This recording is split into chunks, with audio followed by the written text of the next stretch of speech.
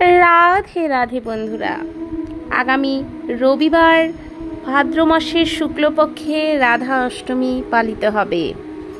শাস্ত্রে আছে এবং স্বয়ং শ্রীকৃষ্ণ বলেছেন, 1,00,000 একাদশী করলে যে ফল লাভ হয়, একবার ভক্তি ভরে রাধা অষ্টমী করলে সেই ফল লাভ হয় এবং সহস্র কন্যাদানের সমফল লাভ হয় এই রাধা অষ্টমীর ব্রত করলে।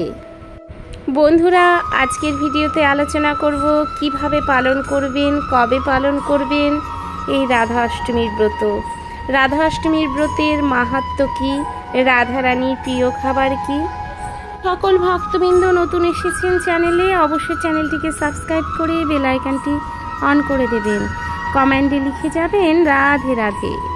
ভাদ্র মাসের শুক্লপক্ষের অষ্টমী তিথিতে রাধা অষ্টমী ব্রত পালিত হয়। ভাদ্র মাসের কৃষ্ণপক্ষের অষ্টমী তিথিতে যেমন জন্মাষ্টমী, তেমন ভাদ্র মাসের শুক্লপক্ষের অষ্টমী তিথিতে রাধা অষ্টমী পালিত হয়। অতি পূর্ণময় মাহাত্ম্যপূর্ণ এই দিন স্বয়ং রাধারানী শ্রী ঠাকুরন আবির্ভূত হয়েছিলেন এই তিথিতে এবং এই উপবাস করবেন নির্জলা দুপুর অবধি নির্জলা উপবাস করে মধ্যাহ্নে শ্রী রাধারানীর পুজো করবেন, অভিষেক করবেন এবং চাইলে সারাদিনও উপবাস রাখতে পারেন। প্রথমেই আমরা শ্রী রাধারানীর মহিমা এবং ব্রত মাহাত্ম্য বিষয়ে জানব। ভাদ্র মাসের শুক্লপক্ষের অষ্টমী তিথিতে মধ্যাহ্ন সময়ে অনুরাধা নক্ষত্রে বৃন্দাবনের বারসানা রাভেল গ্রামে বিশ্বভানু রাজা এবং দেবী কৃত্তিকা সুন্দরীর সংসারে আবির্ভূত হয়েছিলেন রাধারানী। শ্রীমতী রাধারানী হলেন ভগবান শ্রীকৃষ্ণের রাধিনী শক্তি, অর্থাৎ পরম আনন্দে মোহিত হওয়ার শক্তি হলেন শ্রী রাধারানী। রাধারানী ও শ্রীকৃষ্ণ অভিন্ন, কিন্তু মাধুর্য রস আস্বাদনের জন্য ভিন্ন ভিন্ন দেহ ধারণ করেছে। ভগবান শ্রীকৃষ্ণ একবার গোলক বৃন্দাবনে শতশৃঙ্গ পর্বতে রাসলীলা করার জন্য বসে আছেন। তখন শ্রীকৃষ্ণ আনন্দ উচ্ছ্বালন করার জন্য নিজের বাম অঙ্গ থেকে রাধারানীকে প্রকট করেছিলেন। বলা হয়, রাধার সাথে সম্মিলিত রূপে থাকলে তবেই শ্রীকৃষ্ণের নামের আগে শ্রী সম্মানিত করা হয়। তাই যারা শ্রীকৃষ্ণের জন্মাষ্টমী ব্রত পালন করেছেন তারা অবশ্যই রাধা অষ্টমী ব্রত পালন করবেন। তাই যদি কৃষ্ণ জন্মাষ্টমী করে থাকেন, অবশ্যই রাধা জন্মাষ্টমী করবেন বাড়িতে। এতে পূর্ণ ফল লাভ হবে এবং সম্পূর্ণ ঘরোয়া উপায়ে রাধা অষ্টমীর ব্রত করতে পারবেন। রাধা অষ্টমী কবে, কখন, কোন নিয়মে পুজো করবেন সম্পূর্ণ বিবরণ দেওয়া থাকবে এই ভিডিওতে। ভিডিওটি সম্পূর্ণ দেখার অনুরোধ জানানো হচ্ছে। কমেন্টে ভক্তি ভরে লিখে যাবেন রাধে রাধে, জয় শ্রীকৃষ্ণ। বন্ধুরা, জন্মাষ্টমীর ঠিক 15 দিন পরেই পালন করা হয় রাধা অষ্টমীর ব্রত। শাস্ত্রে বলা হয়েছে, জন্মাষ্টমীর ব্রত করলে রাধা অষ্টমীর ব্রত অবশ্যই করবেন। হিন্দু সনাতন ধর্মের সময়সূচি অনুসারে এবছর 1432 বঙ্গাব্দে রাধা অষ্টমী পড়েছে 31শে আগস্ট, 14ই ভাদ্র রবিবার। এবছর 1432 বঙ্গাব্দে রাধা অষ্টমীর তিথি পড়েছে 13ই ভাদ্র শনিবার রাত 8:09 থেকে রাধা অষ্টমী শুরু। আর রাধা অষ্টমীর তিথি থাকবে পরের দিন, অর্থাৎ 14ই ভাদ্র 31শে আগস্ট রাত্রি 10:05 পর্যন্ত। হিন্দু সনাতন ধর্মে যেহেতু সমস্ত রকম পুজোবিধি উদয় তিথি অনুসারে পালন করা হয়, তাই এই দিন অর্থাৎ রবিবার সূর্যের উদয় তিথি অনুসারে পালন হবে রাধা অষ্টমীর ব্রত।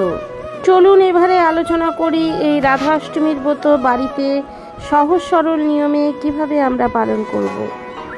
যে কোনো ব্রত পালনের পূর্বে এই কথাটি আমরা সবাই জানি যে আগের দিন নিরামিষ আহার গ্রহণ করতে হবে এবং রাতের ভোজন সঠিক সময়ে করে দন্তমঞ্জন করে নিতে হবে, যেন আগের দিন আহারের কোনো অংশ আমাদের মুখে লেগে না থাকে। এবং উপবাসের দিন অর্থাৎ রাধা অষ্টমীর দিন খুব ভোর অর্থাৎ ব্রহ্ম মুহূর্তে ঘুম থেকে উঠে স্নান সেরে সংকল্প করে নেবেন। যে কোনো পুজোর আগেই আমরা যদি ভগবানের কাছে সংকল্প করি তাহলে সারাদিনের ব্রত আমাদের সফল হয়। তারপর শুদ্ধ বস্ত্রে যেগুলো জিনিস অর্থাৎ যেই উপকরণগুলির প্রয়োজন পুজোর জন্য সেই উপকরণগুলি সংগ্রহ করে নেবেন। এবং যদি আপনি সারাদিন উপবাস না থাকতে পারেন তাহলে মধ্যাহ্নে রাধা অষ্টমীর পুজো সেরে ফলাহার করতে পারেন। এছাড়া সাবু, বিভিন্ন ফল, শরবত, ডাবের জল এগুলো পান করতে পারেন। পুজোর ঘর পরিষ্কার করে একটি অত্র বেদিতে কিংবা আপনার মাধবের সিংহাসনে অবশ্যই একটি লাল কাপড় পেতে নেবেন এবং আপনার কাছে রাধাকৃষ্ণের মূর্তি থাকুক কিংবা পট ছবি থাকুক সেটা ওই বেদিতে বসিয়ে দেবেন।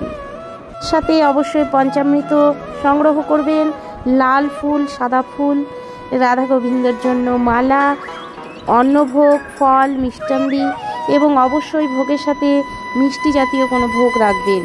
প্রথমেই পঞ্চামৃত দিয়ে রাধাকৃষ্ণের মূর্তির অভিষেক করাবেন এবং নতুন বস্ত্র পরিধান করাবেন এবং রাধাকৃষ্ণের শৃঙ্গার অর্থাৎ সাজসজ্জা করাবেন এবং তারপরে ধূপ দ্বীপ প্রজ্বলিত করে রাধাকৃষ্ণের সামনে রাখবেন।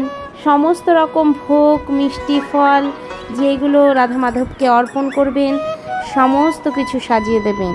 তুলসী পাতা অবশ্যই দেবেন। তুলসী পাতা বিনে শ্রীকৃষ্ণ ও শ্রী রাধিকার ভোগ নিবেদন করা সম্পূর্ণ হয় না। এবং ভোগ নিবেদন হয়ে গেলে শ্রীকৃষ্ণ এবং শ্রী রাধিকার প্রণাম মন্ত্র বলবেন। হে কৃষ্ণ করুণা সিন্ধু দীনবন্ধু জগৎপথে গবেশ গবিকা কান্ত রাধাকান্ত নমস্তুতে তপ্ত কাঞ্চন গৌরাঙ্গী রাধে বৃন্দাবনেশ্বরী বৃষভানুসুতে দেবী তাং প্রণমামি হরিপ্রিয়ে। এই দিন অতি পবিত্র মনে যতদূর সম্ভব রাধা গোবিন্দের লীলা কথা শ্রবণ করবেন, ব্রত মাহাত্ম্য পাঠ করবেন, রাধা রাধা রাধা রাধা সারা দিন জপ করবেন এবং মধ্যাহ্নে আপনারা বিভিন্ন রকম অন্ন প্রসাদ তৈরি করে রাধা মাধবের সামনে দিতে পারেন। এবং আপনারা যেহেতু উপবাসে রয়েছেন সেই দিন যদি অন্ন না গ্রহণ করেন পরের দিন রাধা মাধবকে আবার অন্ন সেবা দিয়ে পারণের যথোপযুক্ত সময়ের মধ্যে অন্নপ্রসাদ গ্রহণ করে পারণ শেষ করবেন। এবারে আলোচনা করব রাধা অষ্টমীর দিন কোন কোন কার্যগুলো একেবারেই করবেন না। আপনারা যারা রাধা অষ্টমীর ব্রত পালন করছেন খুবই ভালো, কিন্তু যারা পালন করছেন না দয়া করে এই কার্যগুলো কখনোই করবেন না। রাধা অষ্টমীর তিথি লেগে যাবে শনিবারে রাত 8:40। রাধা অষ্টমীর তিথি লেগে গেলে রবিবার দিন রাধা অষ্টমীর দিন কখনোই কিন্তু তুলসী পাতা তুলবেন না। তুলসী পাতা তুলতে গেলে আপনাকে আগের দিন বোটা সমেত তুলসী পাতা তুলে রাখবেন। রাধা অষ্টমীর দিন তুলসী পাতা ছেঁড়া বা তুলসী পাতা গাছ থেকে তোলা অত্যন্ত পাপ কার্য হবে। জন্মাষ্টমীর দিন সকাল সকাল ঘুম থেকে উঠবেন, জপ তপ করবেন, সারাদিন নাম গান করবেন। এই দিন কোনো সময় কোনো ক্যাচাল, গণ্ডগোল, বিবাদ, কোনো রকম ঝামেলার মধ্যে জড়াবেন না, তাহলে আপনার ব্রত কোনো মতই সম্পূর্ণ হবে না। এই দিন মিথ্যে কথা বলবেন না, কটু কথা বলবেন না, কাউকে অপমান করবেন না। আর যারা উপবাস করছেন না তারা দয়া করে এই দিন আমিষ খাবার খাবেন না। উপবাস না করলেও নিরামিষ আহারের মধ্য দিয়ে শ্রী রাধিকা ও শ্রী রাধা মাধবকে ভক্তি ভরে স্মরণ করবেন। রাধা অষ্টমীর দিন আপনারা অপরাজিতার গাছ, হলুদ ফুলের গাছ গৃহে অর্পণ করতে পারেন। এটা অতি শুভ আপনার গৃহের জন্য। এতে অনেক রকম বাস্তুদোষ কেটে যায়।